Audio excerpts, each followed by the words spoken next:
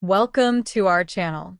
Today we are going to analyze an event that has generated great controversy in the final stretch of the 2024 elections, Donald Trump's rally at Madison Square Garden. At this rally, the comments of some of his followers and guest comedians, as well as the response of the Kamala Harris campaign, have raised a wave of criticism and concern. Are we facing a resurgence of divisive rhetoric that further polarizes the country? Let's analyze what happened, the reactions, and what this means for the final days of the campaign. The rally and ITS controversial comments. Sunday's rally was intended to be Trump's chance to make his final arguments against Kamala Harris's candidacy. However, it became a stage for divisive rhetoric, especially after comedian Tony Hinchcliffe made offensive comments about Puerto Rico and other minorities. Hinchcliffe referred to Puerto Rico as a floating island of garbage and later made a joke about carving watermelons upon seeing a black man in the audience. These types of comments not only generated rejection, but also caused political figures and celebrities to come out to condemn them. Political reactions and public condemnation. The reactions did not take long to arrive.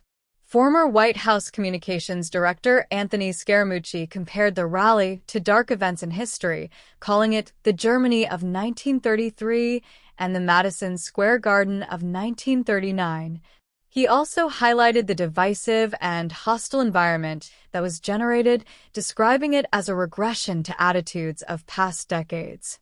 Representative Alexandria Ocasio-Cortez also spoke on MSNBC and called the event a hate rally, comparing it to the Stop the Steal protests that led up to January 6th. According to her, this type of rhetoric is a latent danger to the stability of the country. The reaction of the Harris campaign and the support of public figures. Kamala Harris and her team took advantage of the controversy to draw attention to their proposals to support Puerto Rico, highlighting Trump's lack of adequate response during Hurricane Maria in 2017. Puerto Rican superstar Bad Bunny also showed his support for Harris, sharing a video of his campaign and criticizing Hinchcliffe's offensive comments.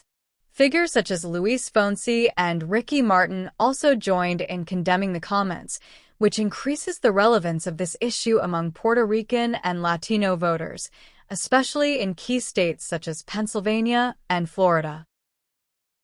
Reactions within the Republican Party.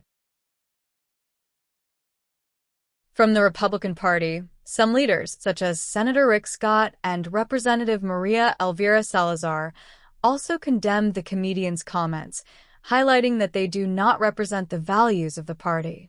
This type of distancing reflects the internal pressure the party feels to appease Latino voters. For Republicans, keeping their Puerto Rican and Latino voters is crucial in an election year. Scott and Salazar's comments attempt to distance the party from this rhetoric to reduce the negative impact at the polls. Impact on the campaign and public opinion. Polls show that these types of incidents have divisive effects among voters. While some support the direct style of Trump and his entourage, others perceive this rhetoric as a threat to social cohesion. Trump's strategy seeks to keep his base mobilized, but could alienate undecided voters. Could this affect results in key states? Are we facing a risky strategy or a move that will strengthen his support base? Historical context and what it means for the future. This type of rhetoric is not new in American politics. Historically, the use of divisive issues has been a tool to mobilize electoral bases, but at a high cost to national unity.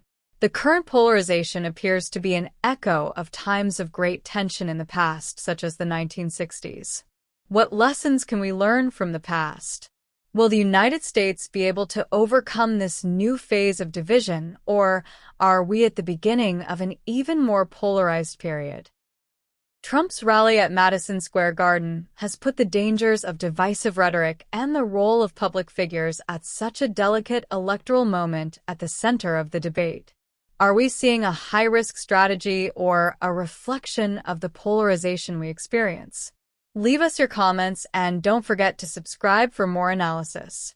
Are we facing a resurgence of divisive rhetoric that further polarizes the country? Let's analyze what happened, the reactions, and what this means for the final days of the campaign.